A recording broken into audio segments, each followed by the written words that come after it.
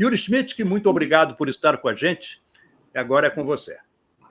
Muito obrigado a todos pelo convite, para que a gente possa estar aqui tratando desse tema tão caro, tão importante, que é a transição energética, né? E apenas uma pequena introdução, né? A recuperação energética de resíduos sólidos, ela é a transformação de resíduos em energia limpa e renovável. Aqui o nosso foco será falar sobre algumas tecnologias. Para tratar resíduo sólido urbano, por exemplo, utiliza-se a combustão do resíduo sólido urbano, onde você gera grandes quantidades de energia e elimina aí, quase 99%, 98% do volume desses resíduos. Faz recuperação de escória, de materiais, de metais também, e não polui o meio ambiente. São 2.500 usinas dessas operando em todo o mundo, são considerados energia limpa e são fontes que já existem há décadas, né? O Brasil realmente está muito atrasado, nós temos apenas um projeto que foi contratado e dependendo muito ainda do esclarecimento da sociedade, dos consultores legislativos, dos membros do poder público, da administração pública em geral, sobre a importância dessa fonte. E esse será um debate que será apresentado pelo Flávio Matos, sobre a justificação do que é o meu discurso. Eu vou tratar aqui do Programa Nacional da Recuperação Energética de Resíduos, um projeto de lei que pode também, em parte, ser implementado por meio de decreto. Nós temos aí a possibilidade de pagamento por serviços ambientais. Saiu recentemente a recuperação energética apenas com o CDR, o que é uma parte pequena, mas não é tudo. Nós precisamos ampliar a recuperação energética dos resíduos da fração não reciclável. Ou seja, nós não interferimos na reciclagem, pelo contrário, os países que mais reciclam no mundo são os que mais têm a recuperação energética. A Estela Testa também falará da questão do lodo, de esgoto, que também gera energia limpa e renovável por meio da gasificação, do CDR ou do biogás. Então, são tecnologias importantíssimas no sistema de gestão integrada de resíduos. O nosso programa nacional, que foi recentemente assinado aí pelo deputado Geninho Zuliani, que também é presidente da Frente Parlamentar de Resíduos Sólidos, e foi o relator do novo marco do saneamento, está muito engajado aí nessas tecnologias. E a hierarquia na gestão de resíduos, aqui nós temos a questão da redução do lixo, que é o primeiro ponto da prioridade de uma política pública na ordem de gestão de resíduos. Depois a gente tem, seguindo essa ordem de prioridades, né, de preferência, a reciclagem. Depois, o que não seria possível reciclar, a gente encaminha para biodigestão anaeróbia, para compostagem aeróbia, mas isso seria de materiais separados na fonte, ou seja, por meio da coleta seletiva, para que não haja contaminação e você possa, a partir da biodigestão anaeróbia, gerar biogás e biofertilizante, o que é tão relevante hoje num cenário de escassez de gás, né? O biometano é extraído do biogás, tem a mesma molécula praticamente do gás natural e também produz biofertilizantes. São duas coisas que são importantíssimas para o país, dado a crise de biofertilizantes e de gás a nível mundial.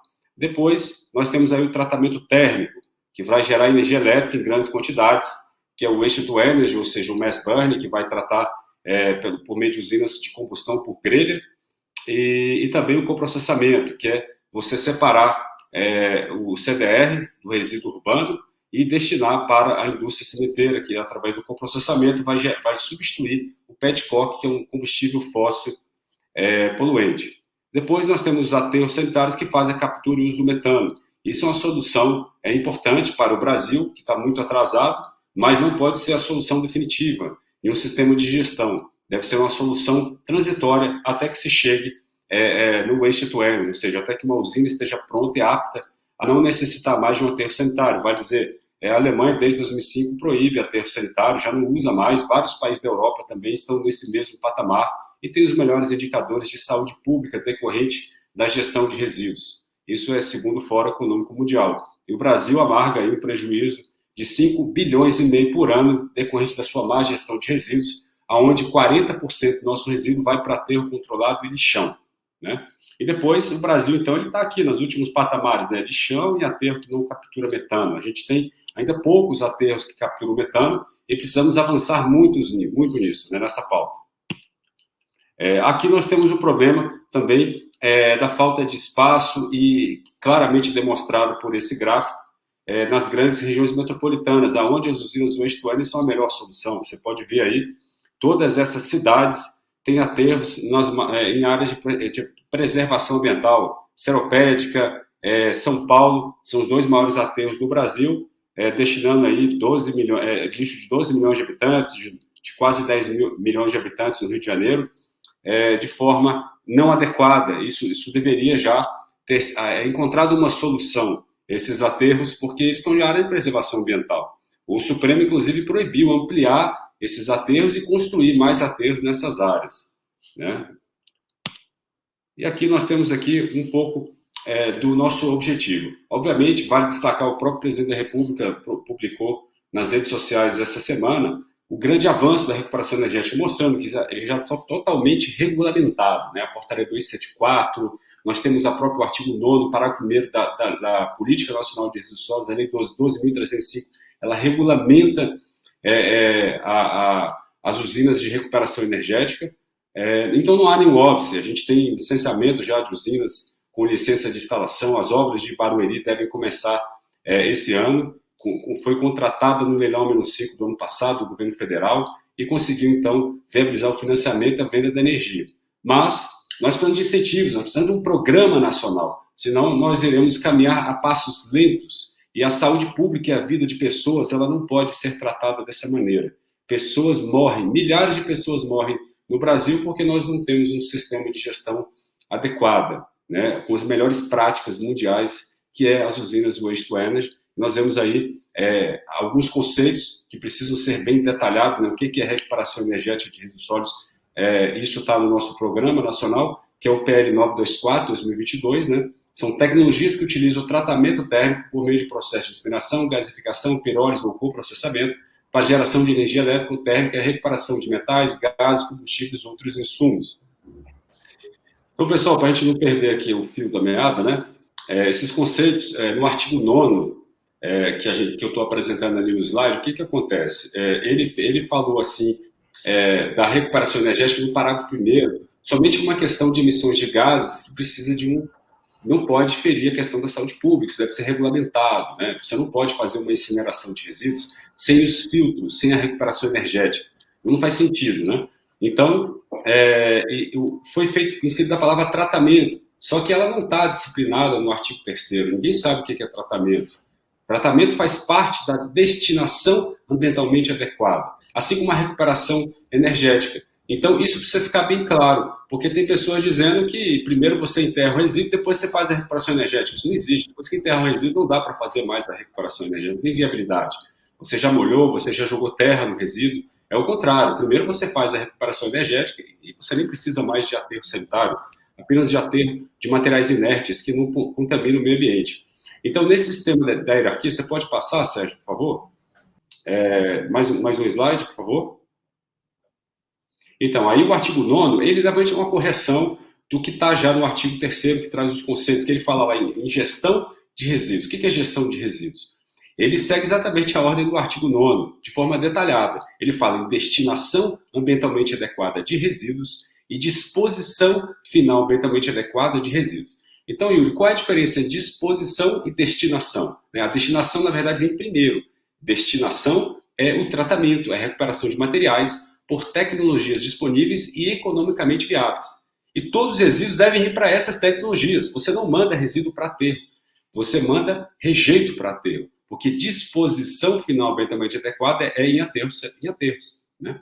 Então, a destinação vem primeiro e depois a disposição. Você dispõe um local, né, que é o aterro, você destina para ambientalmente adequado para a atividade de tratamento, como a geração de energia por meio do biogás, a biodigestão anaeróbia, a compostagem aeróbia, ou então a recuperação energética. Basicamente, só existem essas 3 formas que a gente conhece no mundo moderno. É claro que tem as formas de reciclagem de materiais, tem reciclagem química, mas isso vem antes. Então, se a gente está falando dessa questão da destinação ambientalmente adequada, essas são as formas hoje existentes e a legislação veio de uma forma um pouco abstrata, mas isso precisa ser corrigido no artigo 9º. Eu não posso deixar que o artigo 9º seja diferente ou cause confusões conforme todo o conceito que a Política Nacional de Resíduos Sólidos, uma legislação muito bem feita e avançada, trouxe no artigo 3º. É claro, isso deve ter se perdido no processo legislativo, e aí cabe aos advogados interpretar e causar confusão. É isso que tem causado. Então,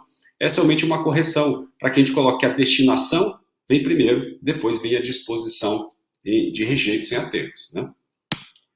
Pode passar, Sérgio, por favor? Depois a gente tem alguns objetivos, né? Promover a economia circular, incentivar, financiar e promover processos licitatórios por meio de concessões municipais, por meio de consórcios ou blocos regionais, promover licitações, leilões públicos para a venda de energia elétrica pelas usinas de recuperação energética de resíduos, buscar a mitigação de gases de efeito estufa, desviando esses biorresíduos de aterros, reduzir o dano à saúde pública e aos recursos hídricos e ao meio ambiente mediante a adoção das tecnologias de recuperação energética de resíduos sólidos, que é a consequência prática delas, adotar as melhores práticas de gestão sustentável integrada de resíduos sólidos em todo o território nacional, buscando a utilização das melhores tecnologias disponíveis e vale um parênteses, adequadas para as realidades locais e regionais.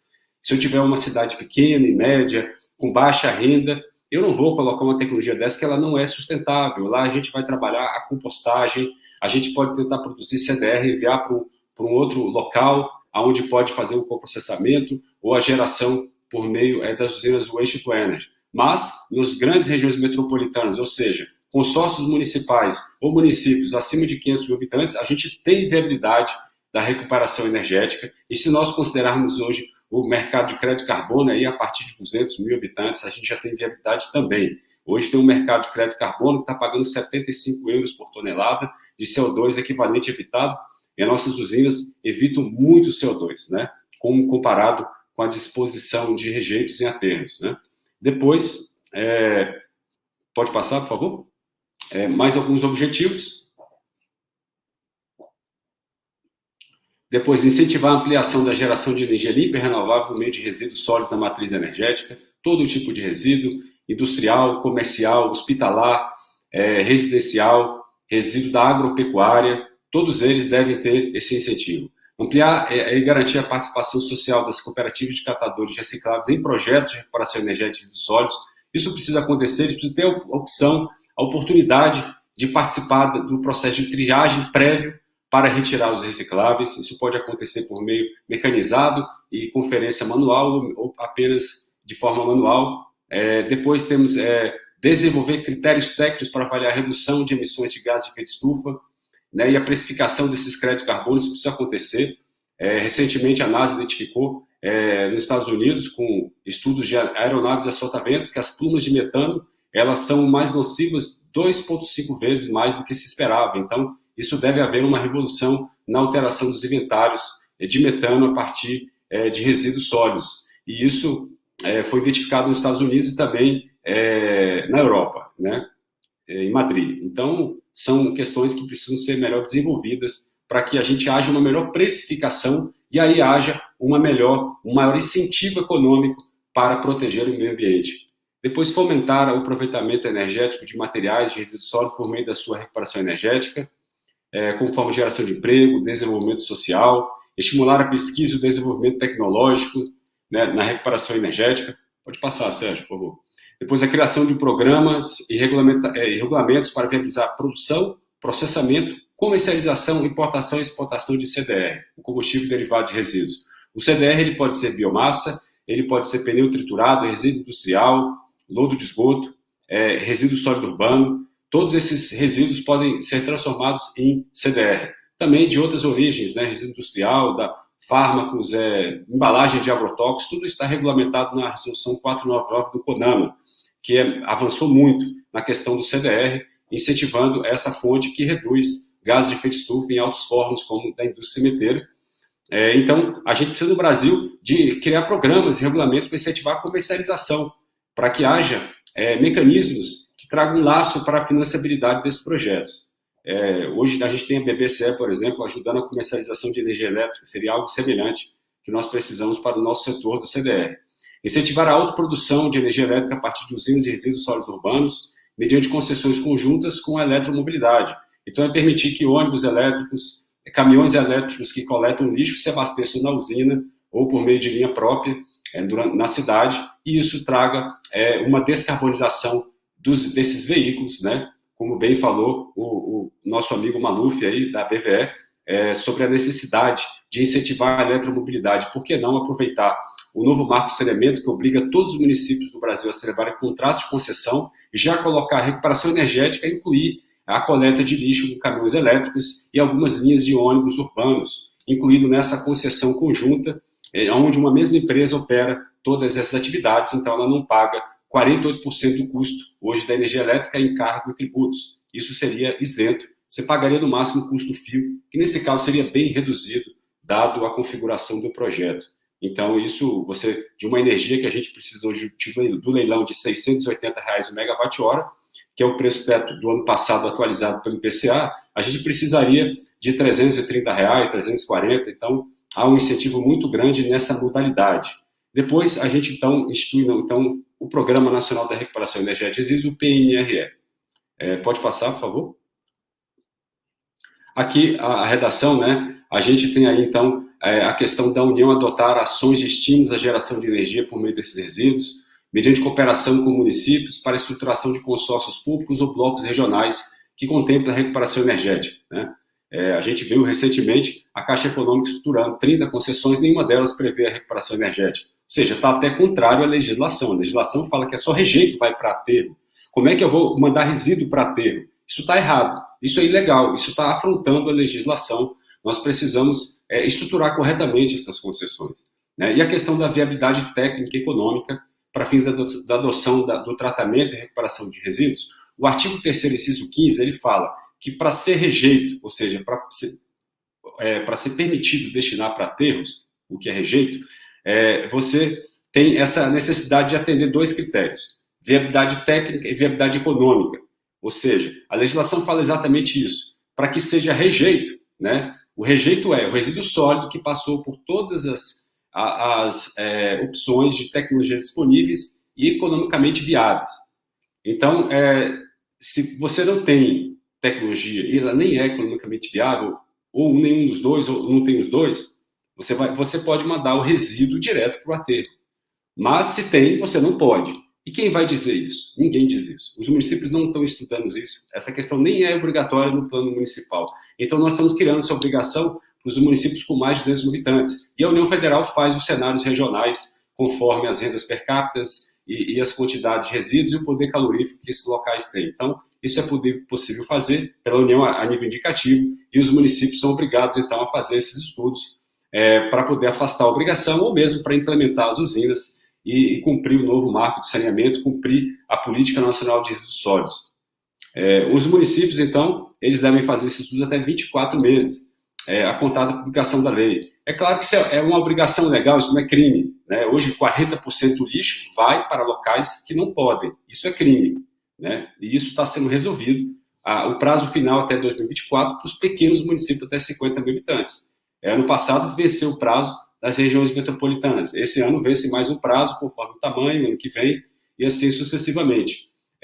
Agora, isso é uma obrigação apenas legal. Isso não é crime, mas isso é necessário. Nós precisamos ter medidas para incentivar a recuperação energética e os municípios vão ter oportunidade, inclusive, de fazer cooperação com o privado, porque a Política Nacional de Resíduos Sólidos prevê isso. E as empresas, na verdade, hoje, elas acessam o município e têm dificuldades. Eles não sabem o que é recuperação energética, eles nem acham que isso é necessário e não fazem nada. Acham que o aterro é a solução adequada. E não é. O aterro é a solução para rejeito. E rejeito é resíduo inerte que saiu do tratamento, recuperação energética. Não é o resíduo que emite metano na atmosfera, né? Pode passar, por favor. Depois o artigo 7º, né, ele traz um balcão único de contratação, né, de forma diferenciada, ou seja, hoje o empreendedor ele tem que aportar uma garantia de fiel cumprimento de 5% do valor do investimento. Se a usina custa R$1 bilhão, geralmente esse é um valor que essas usinas começam a custar de 600 milhões para cima, mas suponhamos que custe R$1 bilhão, você tem que aportar R$50 milhões a título de garantia de fiel cumprimento. E se você não conseguir participar do leilão, se o leilão não acontecer, ou se o preço do leilão não lhe atender com a tarifa municipal que você já ganhou ali na licitação, você vai ser executado. Você não vai fazer a usina, você vai ter que buscar outra maneira e vai morrer no aterro, o resíduo. Então, para que isso não aconteça, para que você não inviabilize o projeto e não cause até uma insegurança que afasta investidores, você precisa ter um balcão único de contratação, é assim que funciona. você tem que aportar uma garantia apenas. Então, como é que você faz? O município ele vai ser autorizado a participar, através de uma cooperação da União com o município, do leilão, em igualdade de direitos com os privados que participam desses leilões, ou seja, aportando a garantia de participação no leilão, ou seja, vai poder ser executado no município. Então, ele participa do leilão, bida energia, contrata energia, aí ele volta e faz a licitação municipal, já com a garantia da venda da energia elétrica para quem ganhar a licitação com preço definido, e aí você então consegue atender melhor a modicidade tarifária. Vai, por exemplo, que o cara participe de uma licitação municipal, ganha uma tarifa muito alta e participe e ganha um custo elevado também do leilão. Isso a gente não quer que isso aconteça, a gente quer trabalhar a modicidade tarifária em uma licitação apenas com custo da energia já estabelecido. Isso traz uma melhora para o poder público, né? Para o gerador do resíduo.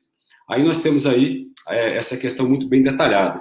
Depois, a questão da eficiência energética, critérios, isso precisa ser regulamentado pela ANEEL, para que não haja tecnologias ineficientes que vão pegar o mesmo resíduo e gerar muita pouca energia elétrica ou até vão poluir o meio ambiente e não vão reduzir a quantidade necessária. Hoje, as tecnologias mais avançadas reduzem 98% o volume. Se você pegar uma tecnologia ruim, não vai fazer isso. Então, você vai defender cada vez mais de aterros e fora a questão da saúde pública. Então, isso é necessário, isso precisa ser regulamentado. Pode passar, Sérgio, por favor? Na sequência, a questão da autoprodução, que eu acabei de falar, isso está bem escrito aí, né? Nós temos aí um dispositivo concreto que altera a Lei 9.174, que trata desse assunto da autoprodução. Pode passar, por favor, Sérgio? Depois, incentivos tributários, né? Reduzir PIS, PASEP, COFINS, também o IPI, né? Sobre a nossa atividade da recuperação energética. Pode passar, por favor? O plano municipal prevê, então, também a obrigatoriedade de recuperação energética, como a gente já discutiu ali anteriormente. Essa é uma alteração da Lei 12.305. Depois, as metas municipais, isso precisa ver. A União Europeia fez isso no ano 2000 e conseguiu reduzir os aterros sanitários. Hoje, lá são 26, 27%. Era quase 60% no ano 2000, 67%. E a reciclagem e o tratamento orgânico, o tratamento térmico, o waste to energy, aumentou de forma par e passo, chegando aí, a waste to energy hoje passa na Europa de 28%, né? Os aterros são, na verdade, são 23%, agora já deve estar 22%, e eles querem chegar a 10% em 2030, é a próxima meta, e depois para 2040, 1%.